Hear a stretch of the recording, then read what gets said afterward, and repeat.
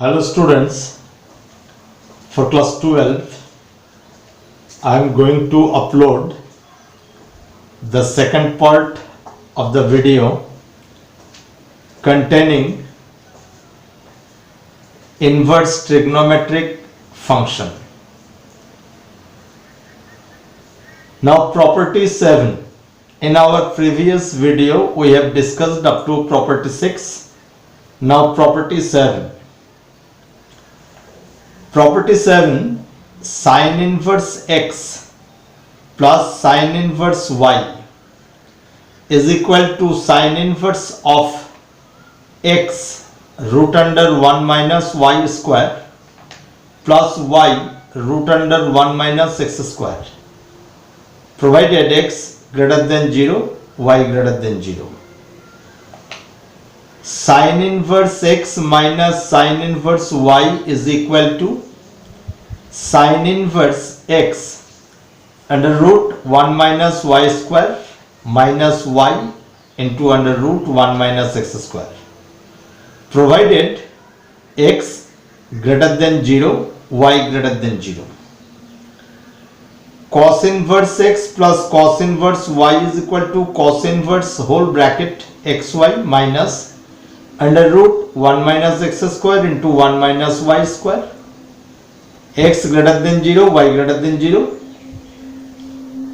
Cos inverse x minus cos inverse y is equal to cos inverse whole xy plus under root of 1 minus x square into 1 minus y square, provided x greater than 0, y greater than 0.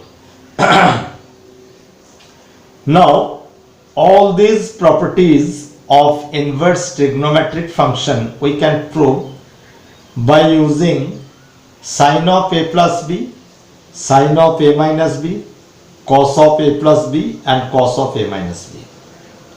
I am doing the first one for you. You all must try to prove the remaining three. Now let us assume that sin inverse x is equal to alpha and sin inverse y is equal to beta. Now sin inverse x is equal to alpha implies x is equal to sin alpha, and sin inverse y is equal to beta implies y is equal to sin beta. Now x is equal to sin alpha, therefore cos alpha is equal to under root of 1 minus x square. Similarly, y is equal to sin beta, therefore cos beta is equal to under root of 1 minus y square. Now sin of alpha plus beta, what we have? Sin alpha cos beta plus cos alpha sin beta. So sin of alpha plus beta is equal to sin alpha means x, cos beta means 1 minus y square under the root, plus cos alpha means there is 1 minus x square under root, and sin beta means y. Now we have alpha plus beta is equal to, so sin function is coming to this side, means we are taking the inverse function of sin, that is sin inverse of x under root of 1 minus y square plus y under root of 1 minus x square. Similarly, sin alpha minus sin beta, cos alpha plus cos beta, cos a minus cos b, these will give you the remaining proofs.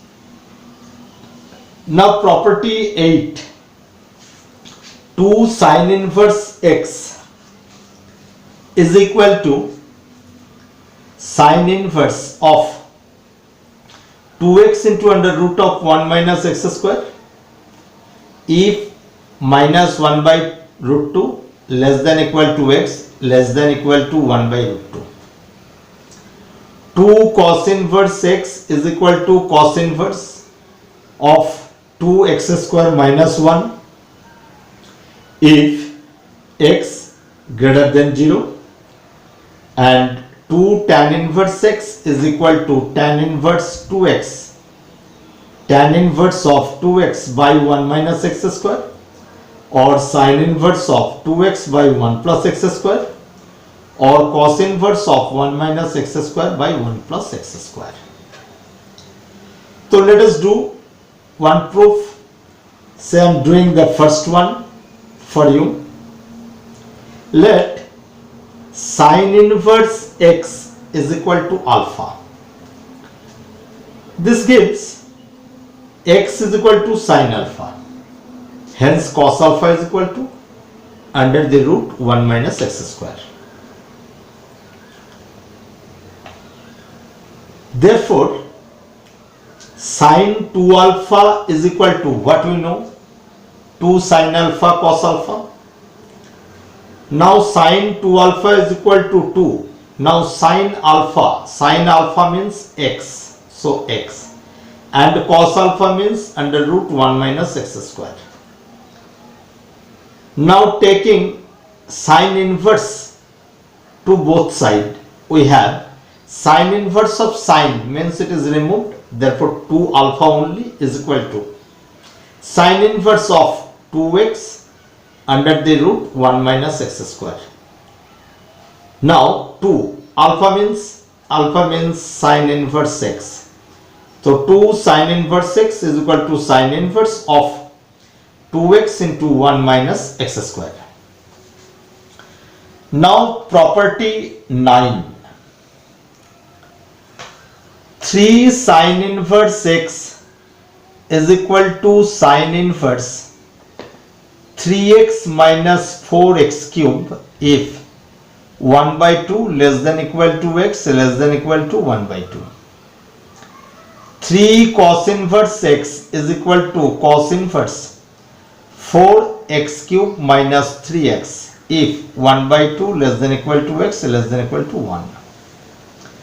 3 tan inverse x is equal to tan inverse of 3x minus x cube by 1 minus 3x square if 1 by root 3 minus 1 by root 3 less than x less than 1 by root 3. Now doing the first one. This proof I am doing to help you. For the remaining two you must try. Now which formula we are going to use? Sin 3a, cos 3a, tan 3a. Remember, sin 3a, 3 sin a minus 4 sin cube a. Similarly, there is cos 3a, tan 3a. This formula you will use. Now let us assume sin inverse x is equal to alpha, which gives x is equal to sin alpha. Sin 3 alpha is equal to 3 sin alpha minus 4 sin cube alpha. You have learnt all this in the form of a or x in class 11. Like sin 3a is equal to 3 sin a minus 4 sin cube a. Sin 3x is equal to 3 sin x minus 4 sin cube x, like that.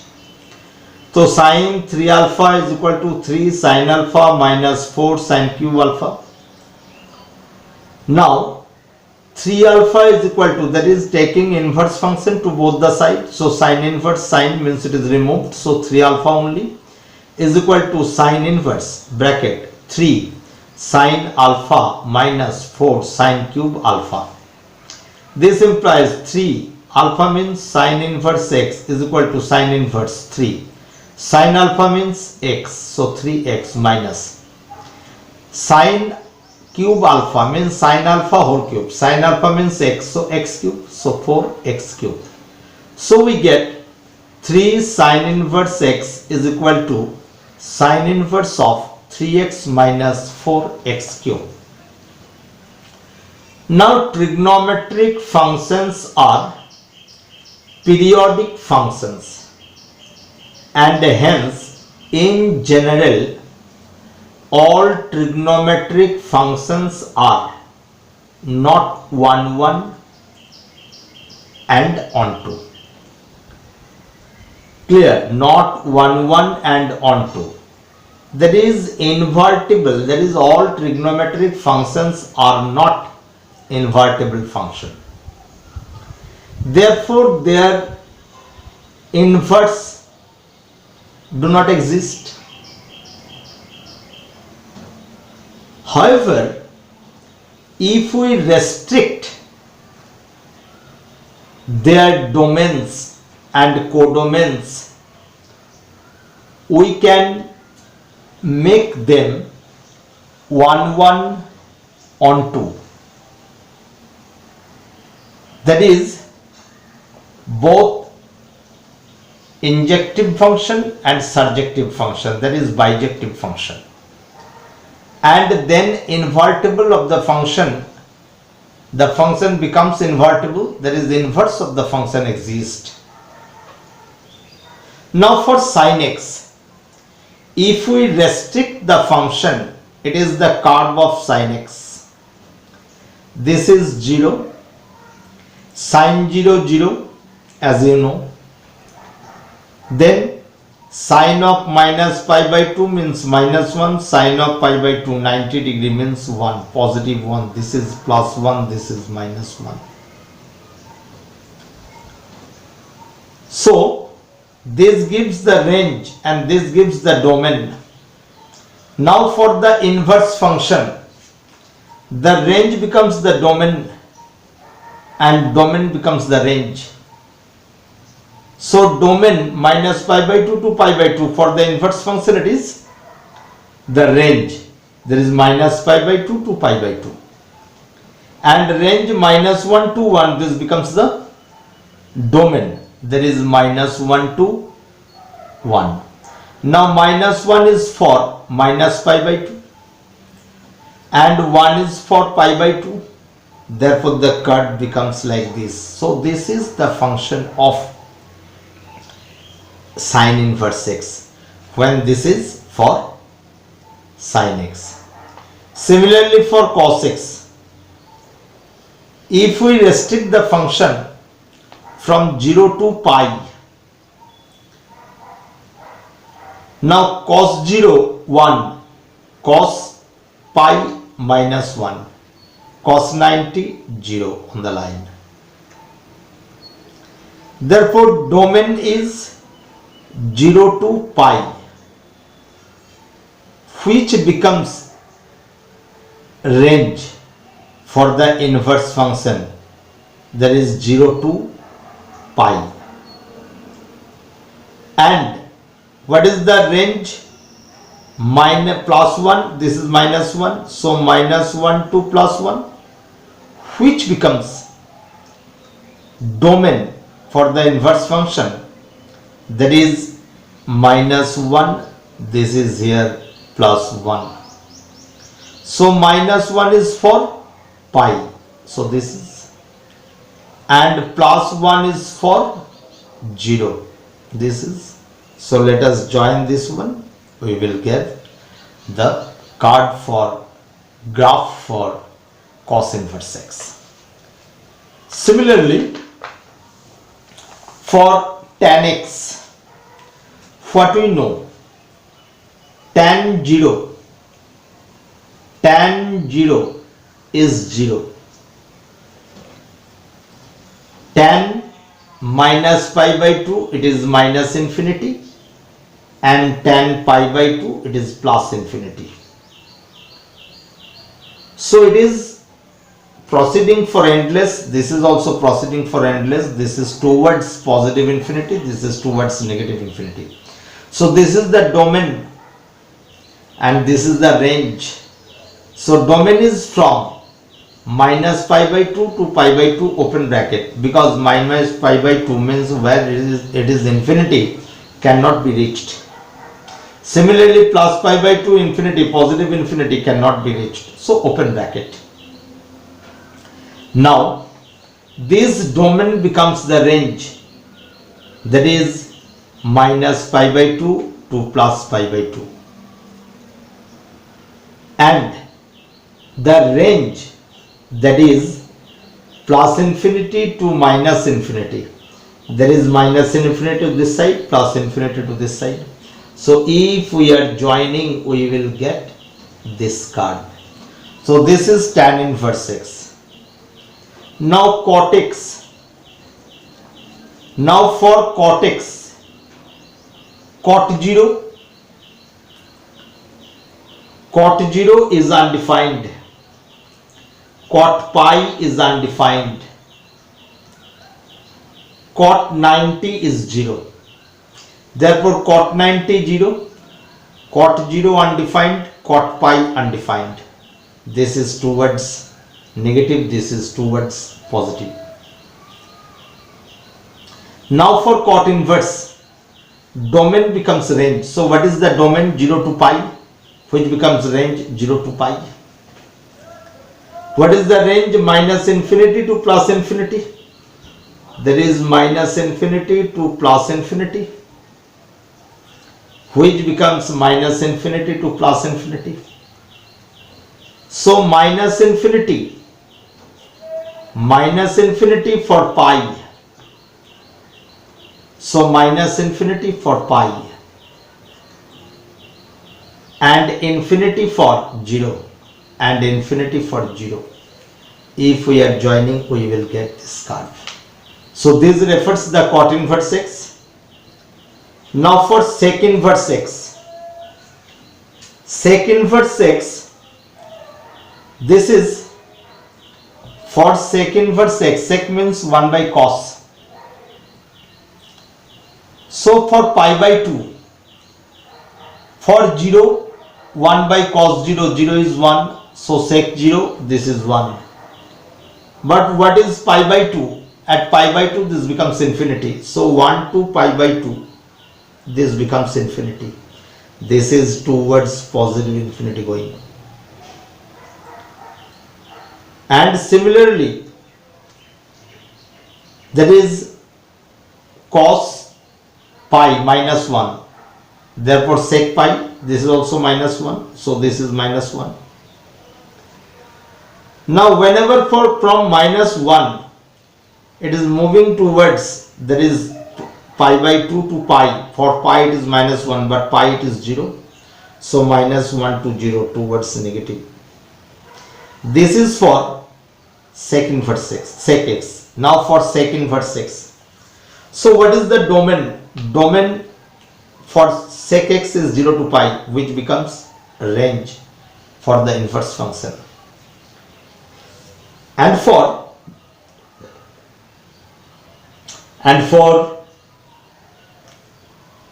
cos sec function, the range is minus infinity to minus 1, plus infinity to plus 1.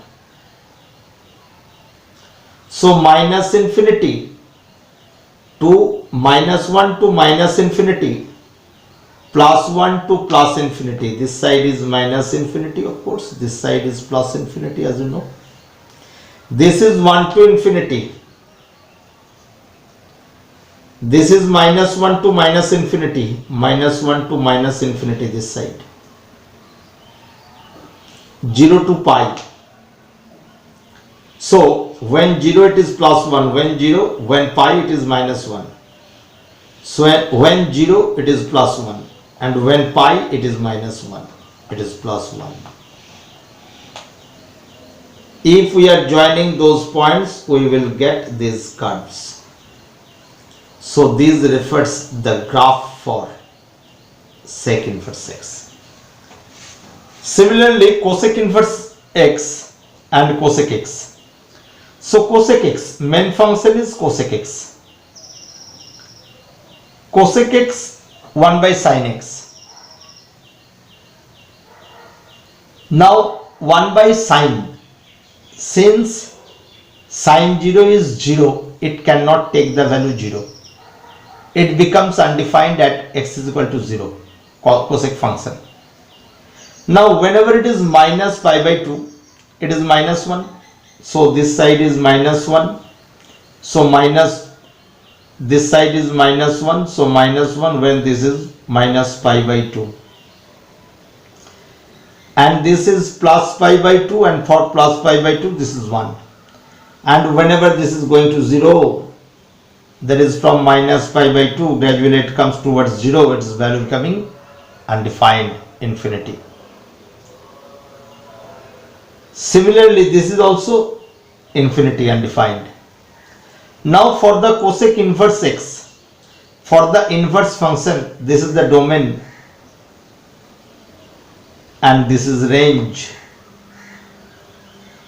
Now domain becomes range, which is minus pi by 2 to pi by 2. So this is 0, minus pi by 2 to pi by 2. And range is from minus infinity to plus infinity. It becomes domain, minus infinity to plus infinity. So for the main function, whenever the angle is changing from increasing from minus pi by 2 to 0, the value of the function tends to infinity. For the inverse function, that is, it is minus 1 for minus pi by 2, and whenever this value is moving towards minus infinity, domain is moving towards minus infinity, angle is moving gradually towards 0.